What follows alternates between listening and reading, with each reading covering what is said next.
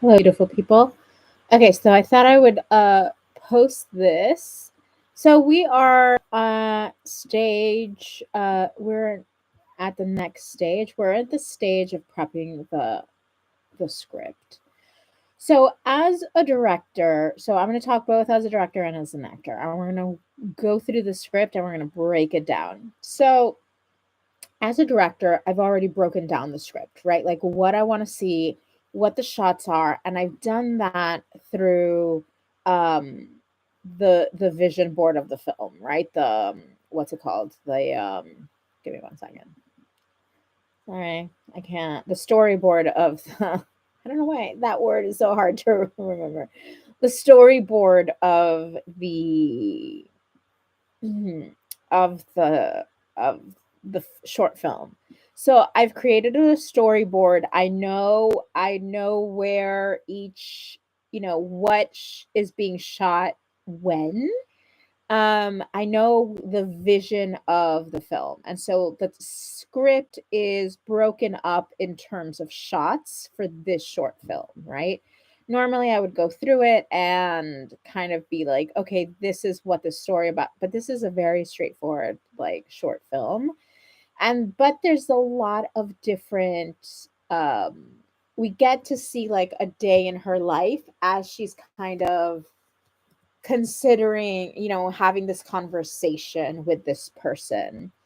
And some parts of it are going to be in real time, kind of being spoken out loud. And so most of it is going to be sort of like just voiceover, right? So we open up the shot with like a close up of a phone. She picks up the phone, which would be me, right? And then she's talking to this person, and it starts right off from the very top. Um, and when then we go with her throughout the rest of the day. She gets up, she's still on the phone, she's in her bed, and she's talking to this person. We see her get ready, and she's still talking to him as she's like washing her face and getting ready. But then we switched over to a voiceover, right? And we see her throughout her day, we see her getting ready, all of this stuff, right? Because really, this is a pivotal point in the character's life, right? Um, so the next couple of shots are like just her in the context of living her life, because a lot of it is about like, going to audition. I still don't know how I'm going to do the audition scene. That might be a little bit of a that might be a little bit of a challenge, as well as the friend shot, because I don't really have, I don't have the funding to like bring together a group of people, and I haven't really connected with a lot of people since I've been here, which is why I'm leaving. Um, so hold on, give me a second. And then she comes back to her house looking for auditions on her, not auditions, she's a writer. So why did I put the audition shot? Okay, so I think this was a previous version of me that like was not thinking correctly. I do have to change some things in the storyboard now that I'm looking at it, because this was done some time ago. But yeah, I mean, I still like the aspect. She doesn't say in the script that like she's a writer, but it is pretty clear. So, so that was how I like worked through the like prepped the script, right? It's really straightforward. I don't think I need to do anything else directing wise. So the challenge between kind of doing it all yourself is that you have to consistently switch between uh being behind the scene and looking at how everything is kind of being shaped which means that you're going to need to do a lot more prep work, like I just did. I pulled up the storyboard and I was looking through it as I'm talking to you, talking through it with you, about this story, right? So the story is, what is the story about? All this stuff, right? You have to do so much prep work. Obviously, in terms of script, because everything is like, because there's no actual full length script from which this is taken, this is like the full script, it's just like a long monologue basically. Then what happens is that it's really up to the actors, you know, um, it's really the actor's job to figure out what, um, what those choices are, as well as your choices. Your choices are the visual choices, right? What is this storytelling? How am I going to convey it on film? And you do that through the storyboard. And for me, like a lot of the prepping of the script, um, is prepping the storyboard, at least for this film. In some cases, as a director, like I would say in most cases, except since this is a short film, you don't have to do that. At least that's been my experience in this short film. For some of it, you have to understand the context of that, right? Of if like it states something historical, you have to figure out what that is. Or you have to like figure that out as a director what that is in order to direct the actor. But since I'm doing both, it makes it easier in some ways and harder because I'm doing more than one job, right? I'm wearing multiple hats. And so what happens is that you then, oh, this stupid light. Um, then what happens is that, oh, sorry.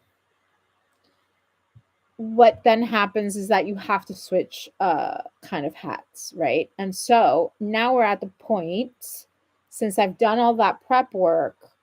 Oh, I lost my train of thought. So basically, in some cases, you have to understand and break down the script, much like an actor saying, like, okay, what is she talking about? Like, what is the journey of this character, right? And so the journey of this character is, your character, for any story, your character has to start off in one place and they end up both emotionally, which is the emotional arc of the story, as well as the like it might be the physical act of the story, right?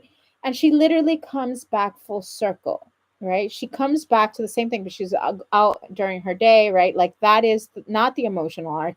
That is that is like the journey of her day. And she literally comes back full circle. She comes back home, but we see her in a different place.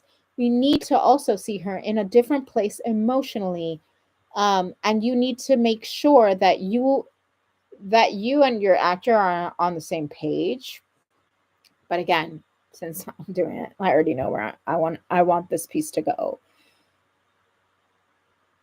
And she starts off pretty in a heightened place, right? Because she had this conversation with this person, whether, and this person we don't know, right? Like she's just picking up the phone, we don't know. But you, as the director and the actor, have to define that. Who are you speaking to? You have to know who you're speaking to. So, but that's part of like breaking down the script. And so now we're at the stage where we need to break down the script um in terms of like script writing, right? And so we have to go through, so here we go. Let's do this in real time. Give me 1 second. I need to center it. And again, I don't even know if this is going to work in terms of like what I'm creating. I usually don't put people like give people like a behind the scenes. This is just something I'm exploring.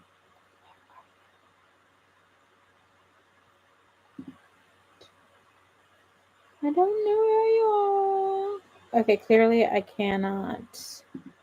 Why is it not letting me? Give me 1 second. I'll be quick about it. Buddy. And then we're gonna go with format.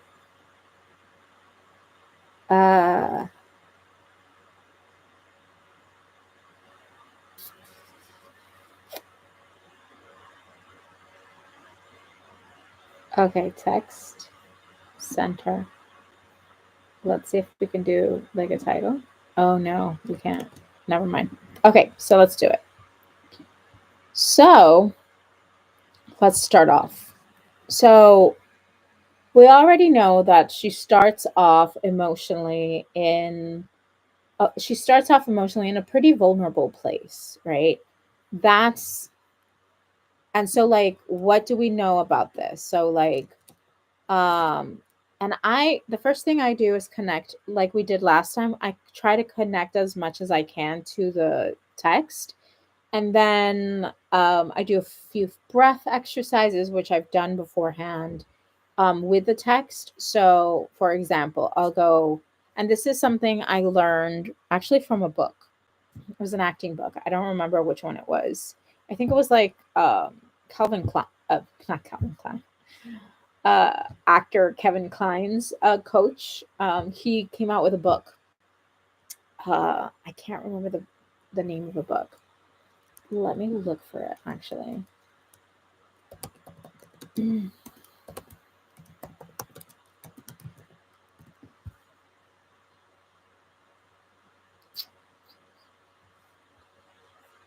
1 second.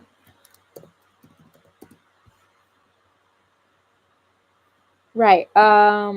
Actually it is here it is. Um Harold Guskin, and the book was How to Stop Acting, and it was suggested to me by my acting teacher back in the day in college.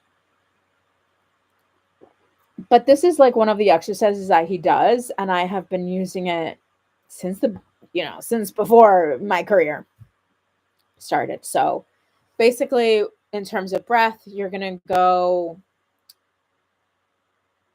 take a deep breath, and then you're going to say a line, right?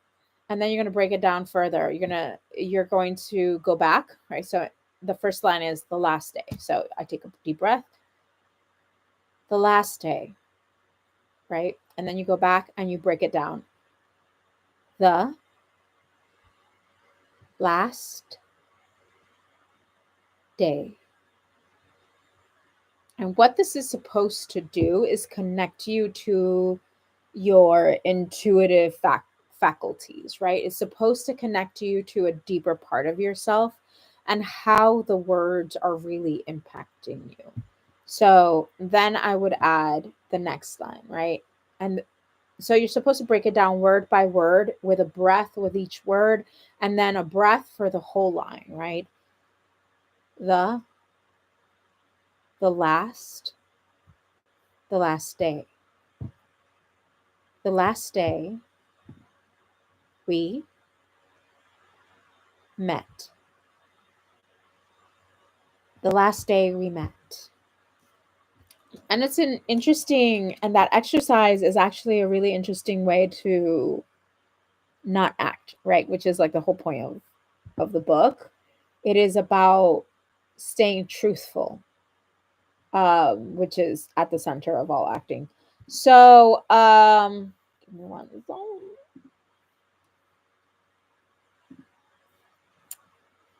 Okay. So, and then I did that for the whole section for the whole script. And now we are at unpacking moments, objectives, actions. And we'll do a little bit and we'll see how long this is going to take because last video was like an hour. Okay, so the first thing I'm going to do is kind of read through. Okay, yes, I remember now. So we know that she starts off in a pretty vulnerable place, right? What do we know about the script? We know Oh, actually, I should just read the whole thing so that we're on the same page. So I'm just going to read it through.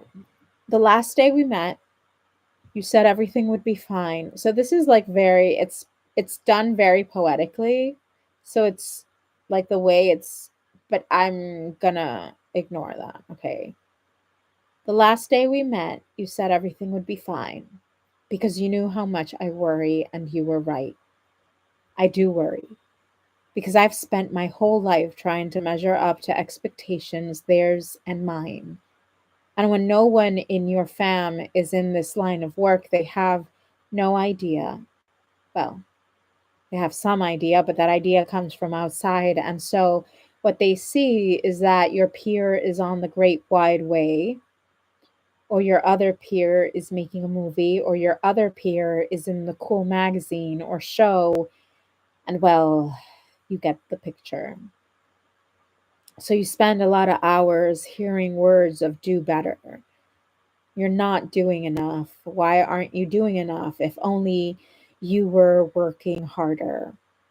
And you think, well, maybe I'm not. Maybe all the work has not been enough to get whatever shiny thing I am supposed to have. And so you spend more hours working, frying your insides, wasting your eyes, going here and there and everywhere to just make ends meet. You don't own anything, not a house, not a room, not even a chest of drawers. And remember that you read once how Anne Boyer also dreamt of one day owning a chest of drawers. Anne effing Boyer, for God's sake. And you think, yep, maybe one day I'll be like she is now and finally be able to own a little something, like a house or a room or a nice chest of drawers, or maybe a proper lamp.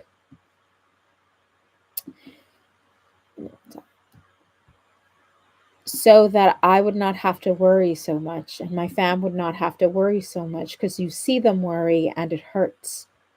And you want to say to them, like you said to me the last day we met, that everything would be fine. But you don't know that, not really. Because who gets to say? Who knows anything? Maybe all you got is work and more work and having to make things out of thin air every single time. And that's just the way it is forever, even if you don't dream of a room of your own. Yep, just like Virginia Woolf said. Because she knew that having FU money and a room actually helps you not worry so much and makes more things without and make more things without the hang of it all bearing down upon you. Every minute spent looking at the clock and diary, she knew better than most because she lived it. And even then, she couldn't keep up. She couldn't even make it past the dark days. She couldn't move past the dark days, even when her pals said everything would be fine. So you think if she couldn't, what chance has anyone? And then you get all fatalistic and it's doom. And then you keep thinking about your fam and how much they love you and how you give thanks every day, every blessed day. And they actually care. They actually give everything to see you realize your dreams. And you know how precious that is and how not everyone has that. And yes, you do want to make them proud, just like you did when you were 5 and 10 and 15 and 20 and 30 and always. When you were still with your backpack chasing this dream and that, chasing words, chasing the work, chasing whatever the heck is this thing we call being in this crazy mad field. And yes, I'm sure that there are other even crazier mad fields out there, but for now, just for now, you stick to what you know or at least think you know. Even if the society of the spectacle is starting to has turned a lot of what you know into the hell knows what. Because what else can you do? What else do you got? When you don't know how long a day will last, and then you think of peers and teachers and sort of friends and friends that are no longer here, folks that work to the bone till every ache aches, and how maybe you remember them for maybe some other, or how maybe you remember them or maybe some other folks when once they were the rage or gonna be the rage, and you think about rage, the word itself, you think about its root and how it moves through centuries and also too through words, the same ones you have been chasing your whole life, and the same ones Anne Boyer and Virginia Woolf and countless other amazing heroines. You use that word still because you like that word. Sometimes we should all be heroines and forget all that hero stuff. Chaste too. Chaste too. And you think, how can I be chasing words when they are right here? And then you look at the clock and it's near midnight, and you realize the darkness, that darkness of dark that came over you at the rise of the day need pass, because this is all we got, what is right here. And so you give thanks. So as we can see, there's like a build to the script, which is, I swear to God, I still think Kari Svich wrote this, but she says she can't remember a monologue that I don't even, I don't know who, and I've like Googled this, who wrote this, but nothing has come up. Anyway, I think I am going to reach out to like a director that I know to see if he can help me, um, pinpoint this so that I can give people, their props and get the right, rights and all that. Okay, so let's start. So now we have to think about like what are the given circumstances of what we're talking about, right? I need a notebook. So for me, the given circumstances is clearly that she is in this moment of her career where she's struggling, right? Which, you know, as an artist and actor, I can totally relate to, right? Those moments when you're like, I don't know that I can do this anymore, but I'm so grateful. I love what I do. But at the same time, like, a girl needs to eat, right? And she doesn't say it like that, obviously, because that's what Mila is saying. But she doesn't say it like that, but she says, like, she has this metaphor, or this she has this metaphor, and it also is helpful recognizing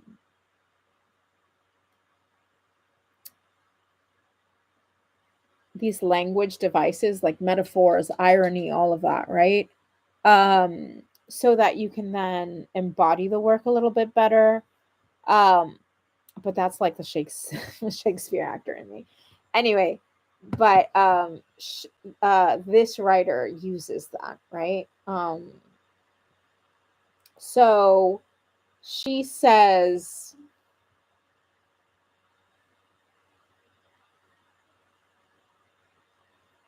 hold on. Haha, here we are.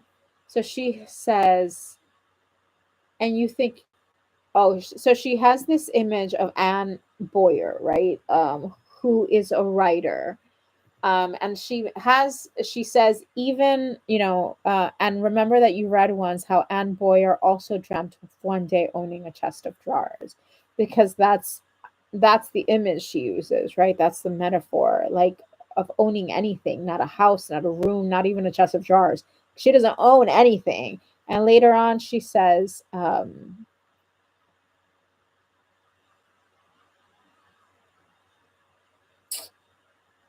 where is it?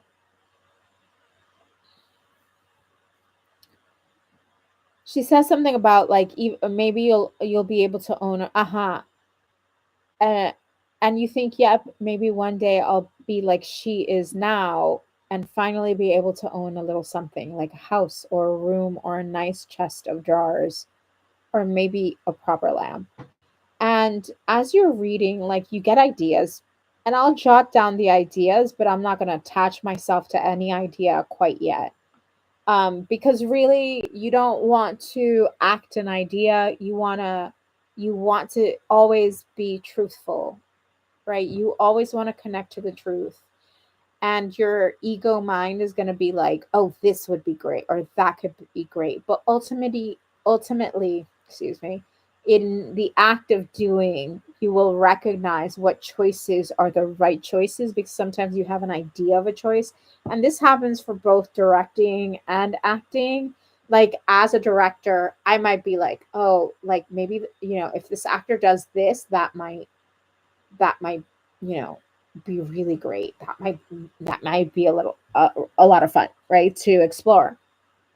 But the truth is, that isn't the choice. The idea isn't the choice. The choice is whatever is actable on stage, because sometimes your idea isn't fully earthed in the act of doing it. I get a lot of questions from actors of like, oh, how should I do this moment? um and I'm always about exploring the moment, right? Like, it isn't like, oh, you're up in your head. It's in the act of doing that you will find the choice. And sometimes your ideas, and you can make a list of ideas and you can still use them. And some ideas will be truthful and earthed in the moment of the piece. And some choices are just, your brain doing what it wants to do so that it can keep you safe sometimes. And so you always have to recognize that part of it. You don't deny it, because some ideas are really great and you can use them. For instance, I got this idea in where she says, like, a house or a room or a nice chest of drawers or maybe a proper lamp. To me, that read like she's like kind of making fun of it, but it isn't until I start acting it and like using that choice that will tell me, yes, that's the right choice, or actually no, this is not the right choice, because it kind of cheapens the moment. But I do like, especially in drama, I do like using comedy here and there. Um and not like everywhere, but like sparsely, because I think that, especially when characters go through things like this, that they're like, it's like an existential moment, which we've all had, right?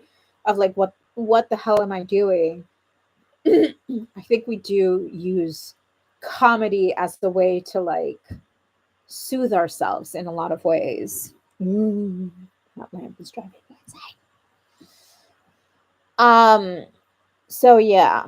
All right. So the given circumstance, she's struggling, right? She doesn't own anything, not even a lamp, not a chest of drawers, nothing, right? She says that. And so we start from the beginning again. Because, she's struggling and she's in a pretty dark place.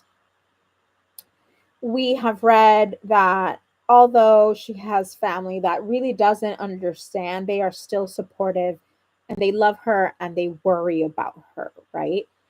That they want her to do well. And so they compare her sometimes, which doesn't make her feel good, to, and, you know, yes, like the act of like, oh, that doesn't make me feel good is an extrapolation, right? It is an assumption that I'm making.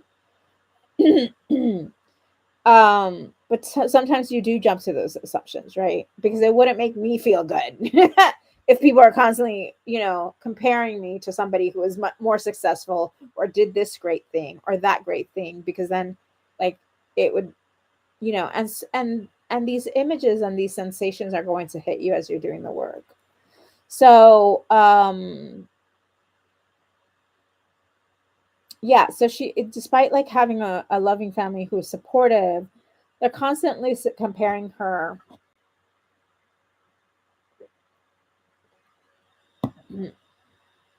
and telling her like, what, like, maybe you're not doing enough, right? She has this whole moment here. And so what they see is that your peer is on the great wide way. So clearly her peers and the people around her have gained some level of notoriety, success, being seen in the industry, right? In their creative aspect, she says here. And so what they see is that your peers on the Great Wide Way, or your other peer is making a movie, or your other peer is in this cool magazine or show. Oh, I think that's why I made the film like more for actor. Anyway, whatever. The funny thing is, like, I hate making films about actors. I'm like, it's a little too meta. I don't like it. But it could really be anything. And your peer is on the Great Wide Way, and your other peer is making a movie, or your other peer is the cool magazine or show. And well, you got the picture, right? Or so you spend a lot of hours hearing words of do better, you're not doing enough, and why aren't you doing enough? If only you were working harder, right? And she's already at her limits, and we know this because of the following. And you think, well, maybe I am not. Maybe all the work has not been enough. Maybe all the work, the hard work I'm doing is not enough. That's ultimately her underlying sense, because that's what's being reflected to her in her. Again, I'm so sorry for the darkness, but like, nothing I can do about an old apartment with like. Anyway, maybe all the work has not been enough to get whatever shiny thing I am supposed to have, right? And like, that impacts me. And so, like, I'm like, okay, and I release it because we're not there yet, right?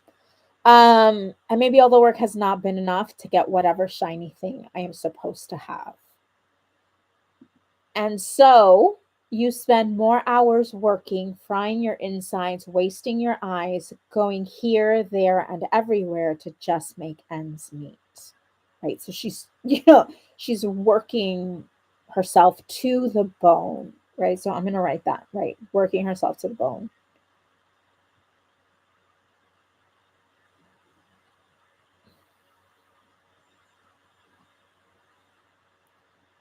Um, I didn't write down the loving family.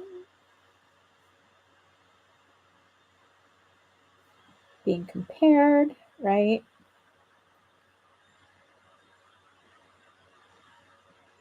And in this note of like, she's working herself to the bone, and it's not enough because she's just barely making ends meet, right? So she's in this like struggle bus. She is the epitome of struggling artist, right? Um and then she goes on to say, you don't own anything. So she doesn't own anything. And that's a large um part of this, right? And then she moves on to like people that she is inspired by, right? Like Anne Boyer. And so she's read something about Anne Boyer and Virginia Woolf, which is like what makes me think she's actually a writer in this monologue. Because of that, because she doesn't explicitly say it, right, that she's a writer. But I'll tell you why I came to that conclusion as we continue with the script. So Anne effing Boyer, I remember that you read once how Anne Boyer also dreamt of one day owning a chest of drawers. Anne effing Boyer, for God's sake. So she's going through a similar thing that she read about her idol, right?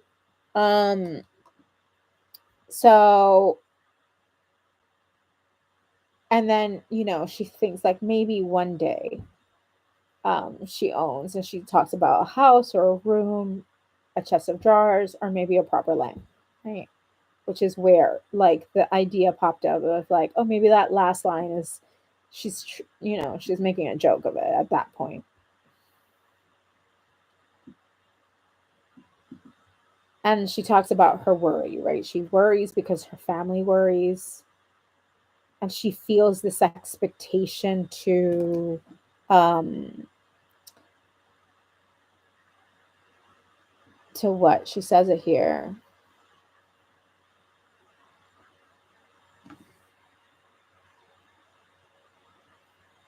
Well, we'll find it at some point. She also mentions Virginia Woolf, which I've stated before, and specifically that Virginia Woolf knew that having a few money and a room. And so like it's a lot of like about a lack of resources, right? It's struggling because she's working herself to the bone, but she still doesn't have enough for anything, right? And and she mentions, as we all know, Virginia Woolf unalived. And she says like she couldn't, despite her success, even she couldn't keep the shadows at bay, right? Those are my words, but like she's like, it wasn't enough to keep her around. So if you think if she couldn't, what chance has anyone? Right? That's a huge thing. If she couldn't, here's the line exactly. She couldn't keep up, she couldn't move past the dark days, even when her pals said everything would be fine. So she mentions that because she's in a dark place, right? She's in a dark place. And this is all taken from the text, right? She's in a dark place. And if Virginia Woolf couldn't survive the dark days, what chance do I? She does not explicitly say that, but she suggests it, right? What chance has anyone? She doesn't say, what chance do I? But she kind of puts it out there, right? Because that's what's living in her. And so it's this very existential moment because she knows, like, and then you get all fatalistic and it's doom. That's exactly what this is, right? Um, but then like the thing that reels her back is her connection to her family, right? So it's not just that she has a loving family, a supportive family who might not understand, and so they're like trying to push her because from the outside looking in, right? And she says it at the very top. Let me go back. um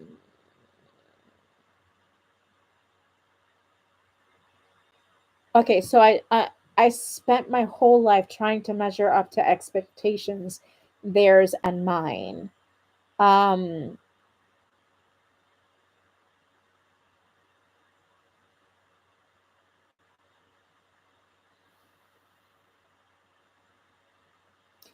There's another part of this which I cut out, which now I feel like I shouldn't have cut out, where she says like, I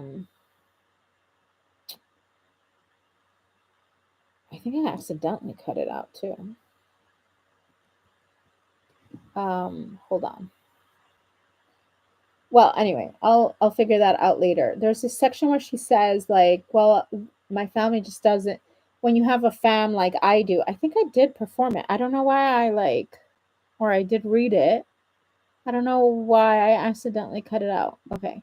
So she goes like, when you have a family that doesn't really understand or sees everything from the outside, um you know and then even she even says like, well, they do understand, but their idea comes from outside.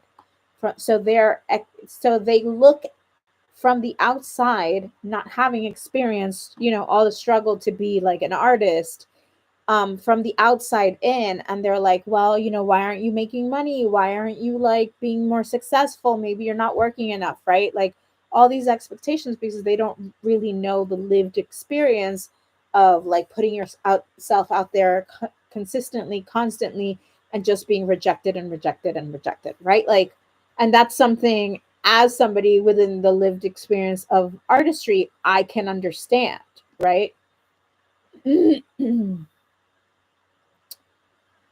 Okay, let's go back. So what brings her back from this dark place is in fact the family that, despite like, them not really truly understanding her lived experience as an actor, she still really loves them.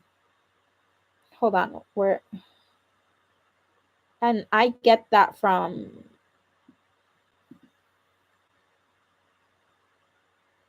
right, and then you get all fatalistic and doom, right? And she's still talking about the whole thing with Virginia Woolf, and if she couldn't survive, how can I survive, right? And this all this thing, like I already, that is already moving me, right? Um but then you keep thinking about your fam and how much they love you. And then she talks about being grateful, right? And so she does feel grateful, and it is what brings her back to the brink, from the brink run. And then she has this interesting memory. And yes, you do want to make them proud, just like you did when you were 5 and 10 and 15 and 20 and 30 and always. When you were still with your backpack chasing this dream and that,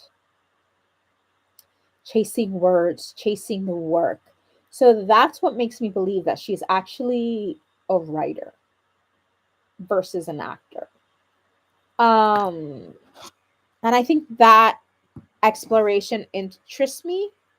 So I think I'm going to go back as the director to redo some of the,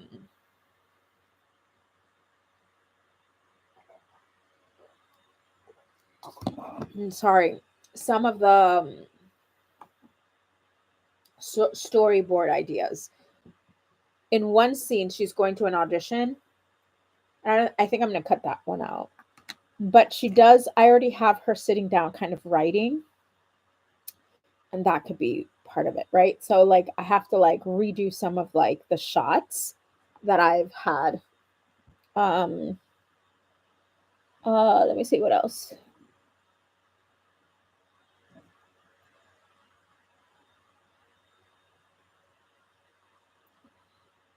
Chasing words, chasing the work, right? Chasing words. And then there's an a point at the end when she talks about words, the impact of words, and I'll read that to you, whatever. So chasing words, chasing the work, chasing whatever the heck is that thing we call being in this crazy mad field, right? And also like I would add, like, it's a lot of this is like,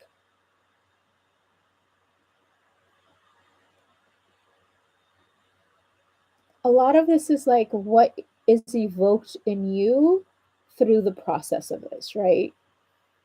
So for me, this part of the family, like I got really, you know, which is a great start, but you have to flesh that out. Even if you do feel connected to that, right? You have to flesh that out and ground it into both reality and ground it into a reality of the character.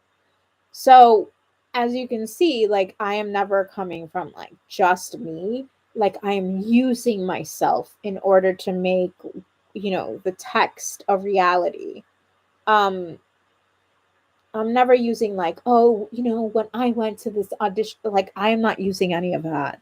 I am allowing myself to be fully open and vulnerable to the text and what is evoked in me because of the text, right? And just FYI, I don't have this kind of family. But what it evokes in me is like, oh wow, that's like, of course, like that kind of family would like bring me back from like, hell and back, because you have your people. Anyway, and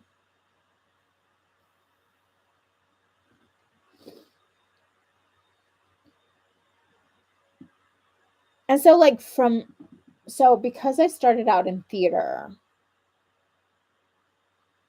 oh, so much of like my training is about, everything is earthed in the text, and your job, and I use earthed a lot because I'm an earth sign.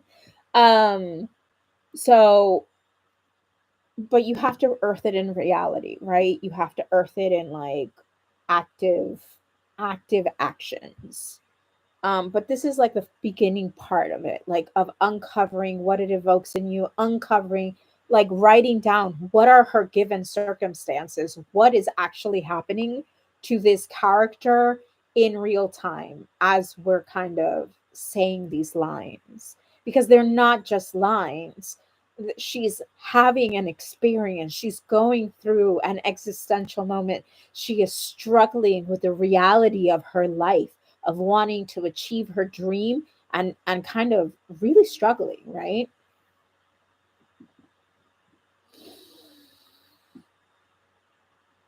Okay, and then she makes this little comment. I love that. Like I little like love these side comments because I feel like that's very me, right?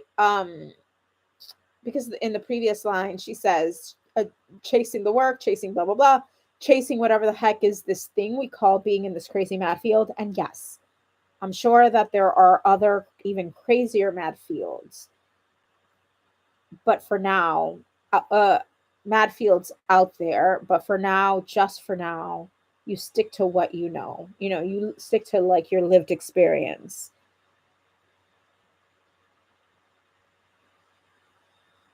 And it's very interesting. Like, you know, she talks about like the society of the spectacle, and which has started to or has turned a lot of what you know into hell knows what.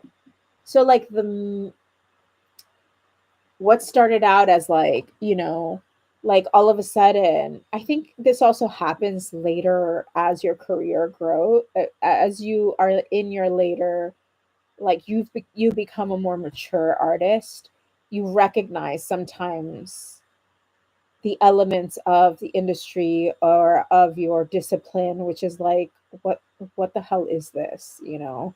It's fucking toxic.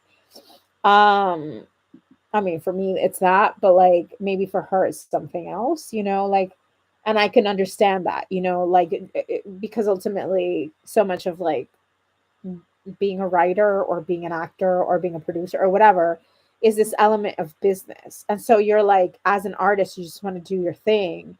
Um,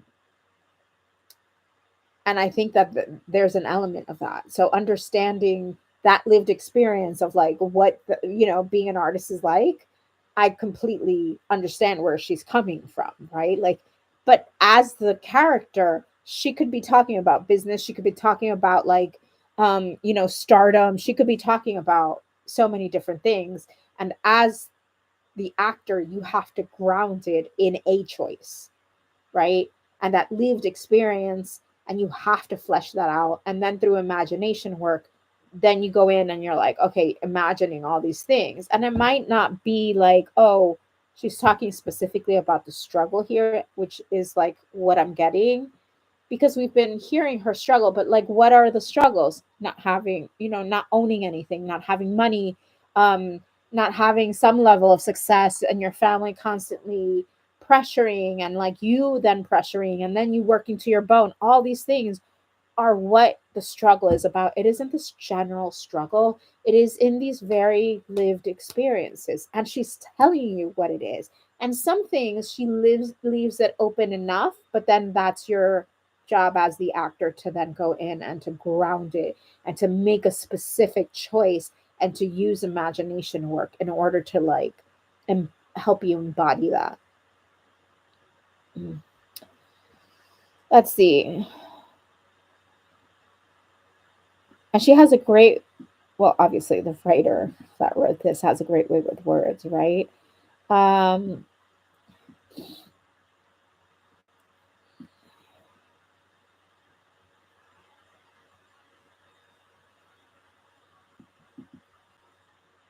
you know, she talks about, and then you think about rage. Oh, here we go. Now, I love this. And then you think of peers and teachers and sort of friends and friends that are no longer here, folks that worked to the bone till every ache ached, and how maybe you remember them or maybe some other folks when once they were the rage or gonna be the rage, right? And which this like aligns with like a more mature artist, right? Maybe somebody in their 30s or 40s, somebody who has already kind of been through that and whose peers, it's such a luck of the draw, right? Like I've had also, and this is a part where you can connect to like your understanding of that. Like, what is my understanding? And obviously, for some things, like sometimes you need to,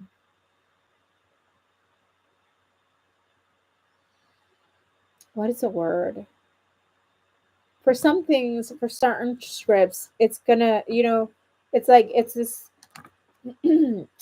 like some things are really close to you and you understand the lived experience of that. And then there are some scripts where you have to do so much work to define it, right? To understand it. And then that's where the magical as if comes in.